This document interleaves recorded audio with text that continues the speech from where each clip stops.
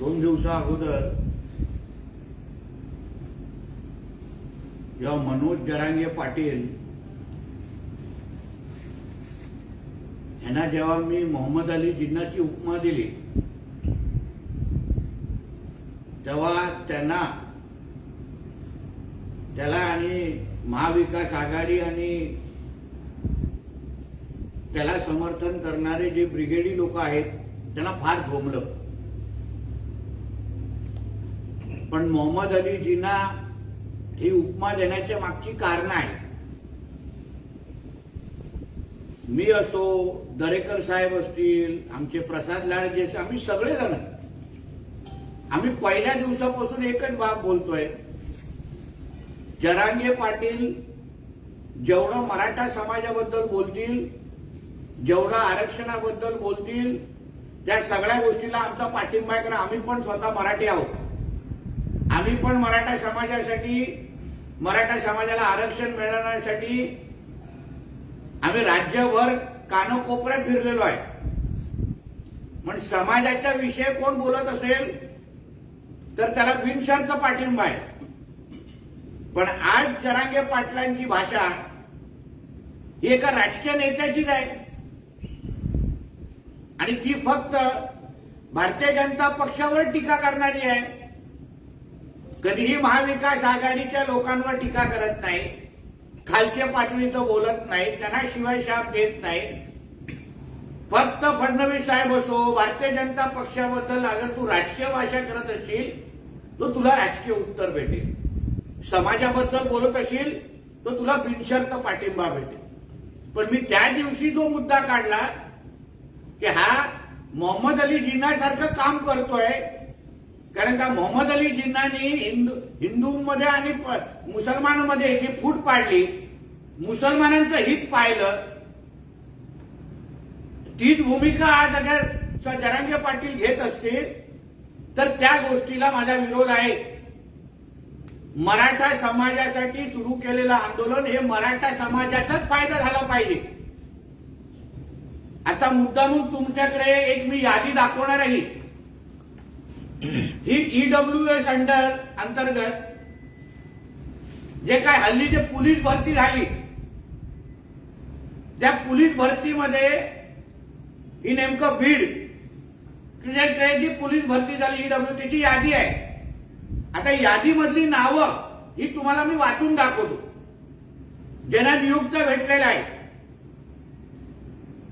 जफर शेख, अफजल पठाण, मुशरफ सय्यद, फारूक शेख,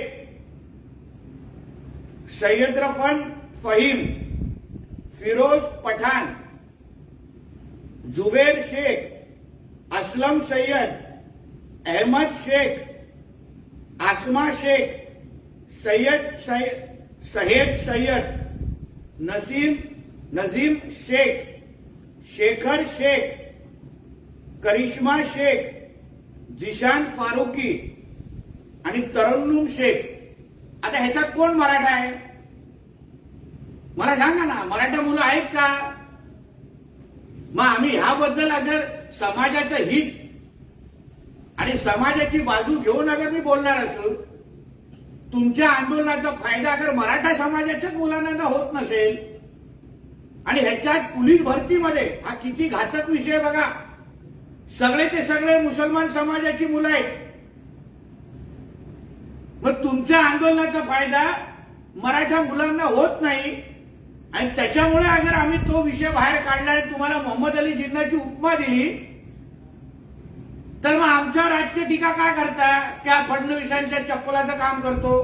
तर मी सांगायचं का की तुम्ही महाविकास आघाडीची चड्डी बनवून फिरताय?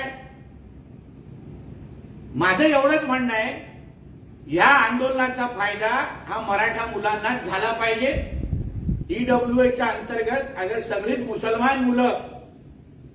मुसलमान समाजाची मुलं अगर आमच्या पोलीस भरतीमध्ये जात असतील, तुम्हाला नावं दिलेली आहेत बीडची, ही पहिली यादी ही सरकारी वेबसाईटवर जाहीर झालेली आहे. सगळीची सगळी मुसलमान आहेत. मग ह्याबद्दल बोलायचं नाही, याबद्दल आक्षेप घ्यायचा नाही. दुसरा विषय, जो ह्यांची ज्या मोठ्या मोठ्या रॅली होत आहेत, शांतता रॅली काय, त्याच्यामध्ये पाणी कोण वाटतंय? जाहीर पाठिंबा मराठा आरक्षण शांतता रॅली जावेद भाई शेख. मग जरांगे पाटलांचं आंदोलन, जरांगे पाटीलची शांतता रॅली हे या मुसलमान समाजाने हायजॅक केली आहे का?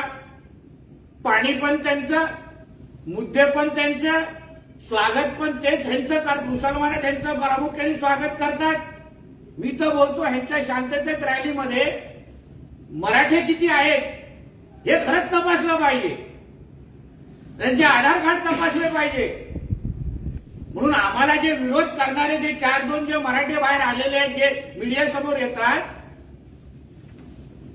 जे मराठ्यांच्या नावाने ज्यांनी राजसाहेबांची गाडी मराठवाड्यामध्ये थांबवली, ते सगळे महाविकास आघाडीचे पवार आणि ठाकरेची लोक होती, ते त्यांचेच कार्यकर्ते होते. त्याच्यामध्ये मराठा समाजाची बदनामी कशाला?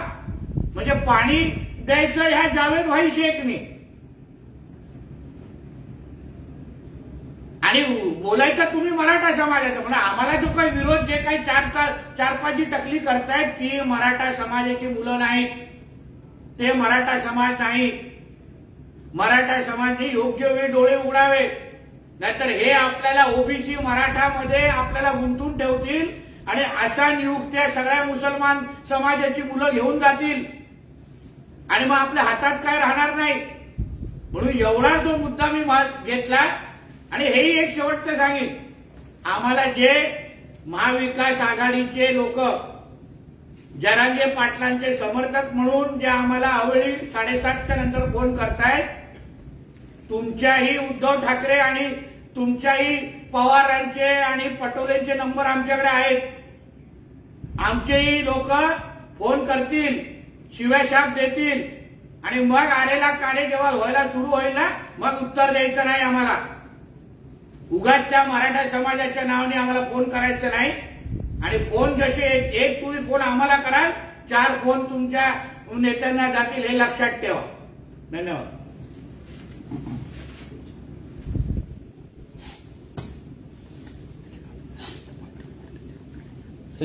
पश्चिम महाराष्ट्र, मराठवाडा, विदर्भ आणि मुंबई पाडापाडी करणारच असं जरांगे पाटील म्हणतात आणि कोकणचं त्यानंतर बघू.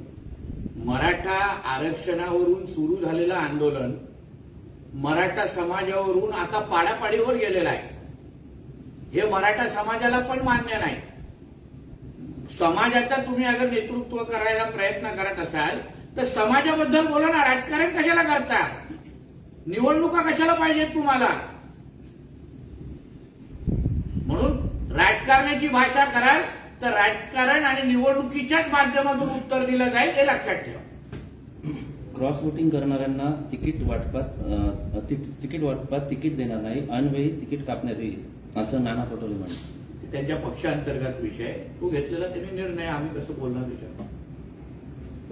संजय राऊत म्हणतायत आजकाल सुपारीचा कार्यक्रम सुरू आहे, मातोश्री बाहेर आंदोलन करणारे हे शिंदेचीच माणसं होती. म्हणजे जो मातोश्री बाहेर आलेला जो मुसलमान समाज ही शिंदेची माणसं होती. तुम्ही जो उद्धव ठाकरे बाळासाहेबांचा झाला नाही, ज्या धर्मामध्ये त्यांनी जन्म घेतला तो हिंदू धर्माचा झाला नाही, तो काय ह्या मुसलमान समाजाचा होणार? आणि मुसलमान समाजाने जो तुला प्रश्न विचारला की तुझे जे 9 खासदार जे मुसलमान समाजाने निवडून दिले, हे ते पण म्हणतायत आता वारंवार. आणि मग वक्फ बोर्डच्या वेळी तुझ्या खासदारांनी पळ का काढला हे जाऊन मस्जिदमध्ये जाऊन बसून उत्तर दे ना. मोठा दाढी कुरवळत होतास ना त्यांची. आता तुला बोलतायला समोर जाण्याची हिंमत नाही, तुला प्रश्न विचारतायत. आता दे त्यांना इफ्तारी, मग कळेल. शिंदेच्या बाजूला ते उभे असल्याचं संजय राऊत आता मीडियाला फोटो दाखवतात आणि त्यानंतर ही शिंदेचीच लोक होती. एक लक्षात घ्या, मुसलमान समाजाला उत्तर दे ना. मुसलमान समाजाला हिंमत असेल तर या संजय राजाराम राऊत आणि उद्धव ठाकरेंनी उत्तर द्यावं. पळ कशाला काढतायत? म्हणूनच ते एका मनसेच्या कार्यकर्त्याने अतिशय योग्य बोललाय की हिजडा. पण आजकाल हिजड्यांना पण चांगली इज्जत असते. ते पण स्वाभिमानीने जगतात. ह्याच्यासारखे लाचारी करत नाही उद्धव ठाकरे सारखे. म्हणून फोटोग्राफी दाखवण्याच्या अगोदर तू पहिलं उत्तर दे की तुझे 9 खासदारांनी पळ का काढला.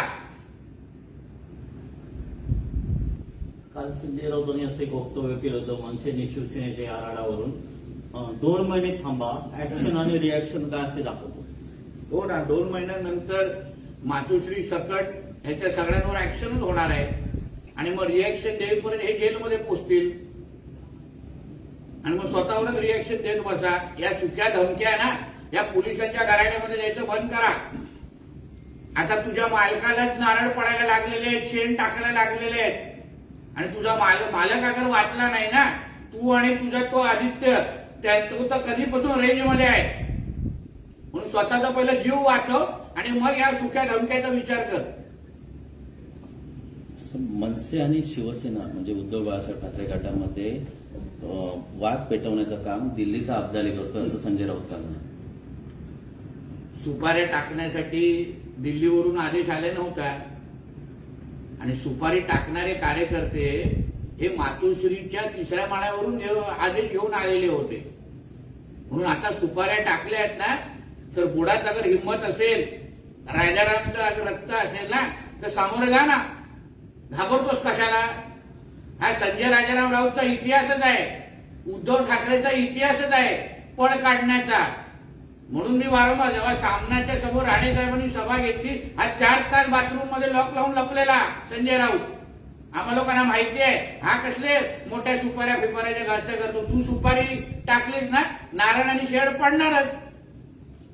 सुपारी गँग वर्षामध्येच बसली आहे असं संजय राऊत आता स्टेटमेंट केले. आणि मग वसुली गँग मातोश्रीवर बसली आहे.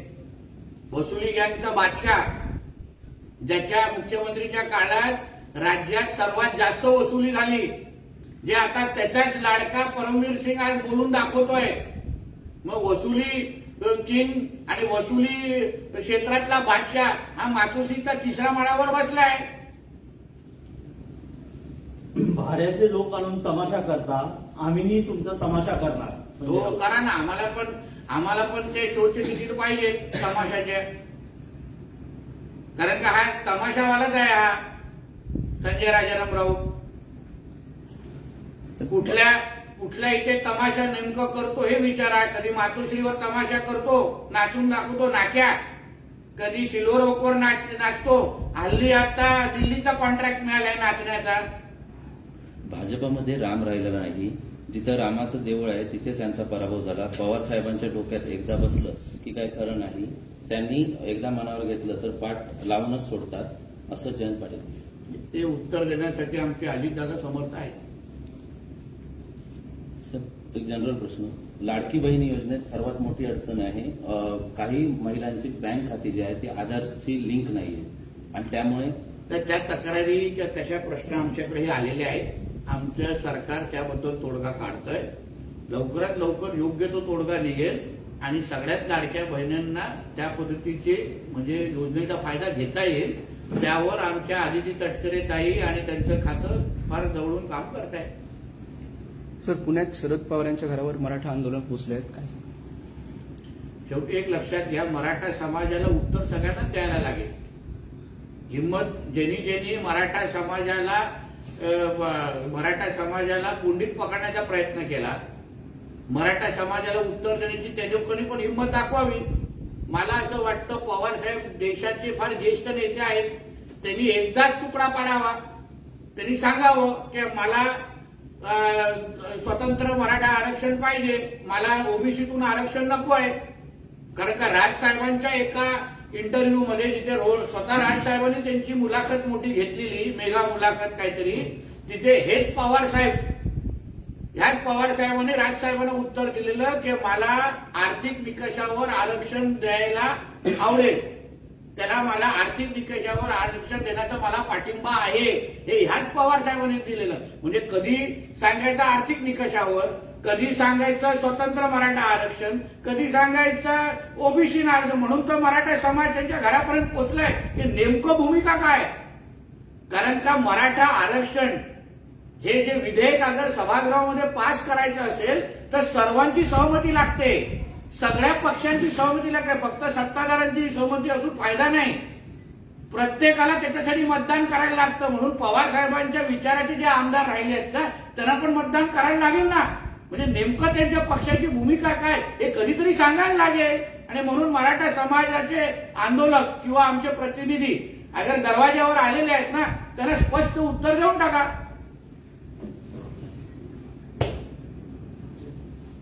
भाजप पक्ष हा दिल्लीचे भाजपासहित इतर महायुतीचे पक्ष जे आहेत ते दिल्लीचे आदेश पाळतो. लोकशाही दाबण्यासाठी हा प्रयत्न आहे. रोहित पवार, मग तुझा पक्ष, तुझा काय उरलेला पक्ष आणि तुझे जे महाविकास आघाडीचे पक्ष जे कोणाचं नेमकं ऐकतात हे कधीतरी आम्हाला उत्तर दे. आम्ही तरी दिल्लीमध्ये जाऊन आमच्या राष्ट्रीय पक्ष असल्यामुळे पक्षश्रेष्ठींशी सगळी चर्चा करतो. मग तुम्ही 10 जनपदला जात नाही का? तुमचे नेते मंडळी तिथे बसत नाही का? पहिले स्वतःच्या बुडाखाली बघायचं आणि मग दुसऱ्यांना आरोप प्रत्यारोप करायचा ना. तू फार लहान आहे, थोडं मोठं व्हायला थोडं वेळ द्या त्याला. ताज्या अपडेट्स आणि ताज्या बातम्यांसाठी आजच सबस्क्राईब करा आपला Sindhudurg digital news channel. Like करा, शेअर करा, कमेंट करा आणि महत्त्वाचं म्हणजे बेल आयकॉनला क्लिक करायला विसरू नका.